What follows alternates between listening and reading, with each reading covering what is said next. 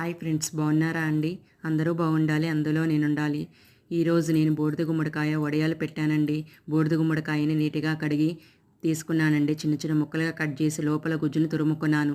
తోలు మాత్రం చిన్న చిన్న ముక్కలుగా కట్ చేశానండి. వడియం వేగాక ఈ ముక్కలు క్రిస్పీగా అనిపిస్తాయి, చాలా బాగుంటాయండి. ముందు రోజు రాత్రి బూడిద గుమ్మడికాయ తురుముకుని ఒక టవల్లో మూట కట్టి దానిపైన బరువు ఉంచాను. ఎందుకంటే బూడిద గుమ్మడికాయలోని నీరు మొత్తం పోతుంది. ముందు రోజు రాత్రి మినపపప్పును నానబెట్టాను.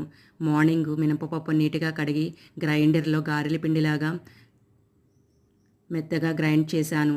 బూడిద గుమ్మడికాయ ముక్కలను యాడ్ చేశాను. సరిపడా గల్లుప్పు, అల్లం, పచ్చిమిర్చి పేస్టు కలుపుకుని ఇలా అప్పాల టైపులో శారీ మీద పెట్టానండి. ఇవి ఎండడానికి 2 days పడుతుంది. తర్వాత శారీ నుండి విడిపోతాయి. తర్వాత 3 రోజులు ఎండబెట్టి సంవత్సరం అంతా నిలవ ఉంచుకోవచ్చండి. చాలా బాగుంటాయి.